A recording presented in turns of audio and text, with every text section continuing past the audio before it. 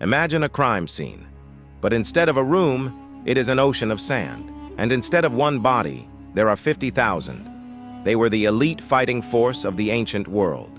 50,000 Persian warriors, armed, armored, and unstoppable. They marched into the western desert on a mission of revenge, and then, quite literally, disappeared from the face of the earth. No graves were ever dug. No survivors ever returned. No history books recorded their deaths. For 2,500 years, historians have asked the same chilling question. How does an army the size of a city simply cease to exist? This is not a legend. This is the oldest cold case in human history. Welcome to the mystery of the Lost Army of Cambyses. To understand the disappearance, you have to meet the madman who ordered it, King Cambyses II, the son of Cyrus the Great. He had just conquered Egypt, but he wasn't satisfied. He was paranoid. He mocked the Egyptian gods and killed their sacred animals. But deep in the desert, at the Siwa oasis, the Oracle of Amun spoke a prophecy. They predicted the king's doom. Enraged, Cambyses didn't just want the priests dead. He wanted to burn their temple to the ground and enslave every living soul at the oasis. He detached 50,000 of his finest infantrymen from Thebes. Their orders were simple: march across the great sand sea, leave no one alive. 7 days later, they reached the Karga oasis. They resupplied. They wrote letters home, and then they marched out into the emptiness. That was the last time any human being saw them alive. Our only record comes from the Greek historian Herodotus, writing just 75 years later. He interviewed the locals. He heard the whispers. Herodotus writes that the army had stopped for a midday meal. It was calm, until the southern horizon began to change color. A wind from the south arose. Not just a breeze, but a kamsin, a dry, hot wind of catastrophic violence. The sand didn't just blow, it assaulted them. Visibility dropped to zero instantly. Breathing became impossible. In a sandstorm of this magnitude, the dunes shift like water. You don't get lost, you get buried, alive. Herodotus wrote, "A wind arose and buried them. Within hours, 50,000 men were gone. The landscape was wiped clean. For centuries, the Bedouin tribes refused to go near that area. They claimed the jinn guarded the sleeping army. They tell stories of hearing screams carried on the wind, the clashing of metal, the cries of 50,000 ghosts. Modern history dismisses it as a myth, a fable invented by Herodotus. The desert is too big to hide that many bodies, right? Wrong. The Great Sand Sea is 72,000 square kilometers of shifting violence. It is the perfect place to hide a genocide.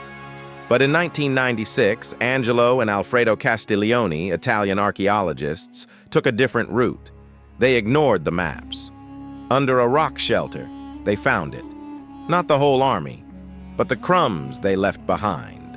Persian daggers, arrowheads, and a silver bracelet, unmistakably Persian, lying next to a fragmented human radius bone. The dating matched, 525 BC. This was the smoking gun. The army hadn't disappeared. They had been herded off course. The Castiglioni theory suggests they didn't just hit a storm. They took a wrong turn, or were led into a trap by treacherous guides.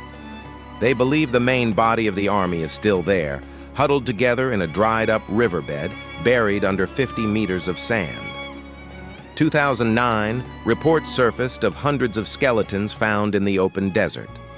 But before a full excavation could happen, the sand covered them again. But there is one piece of evidence that doesn't fit the sandstorm theory, and it's terrifying.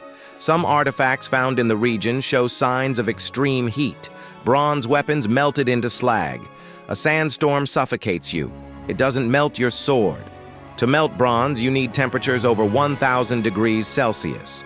This region is known for Libyan Desert Glass, created by an ancient meteor airburst. Could a similar cosmic event have struck the army? Did the south wind actually bring fire from the sky? Was the catastrophe natural, or something else entirely?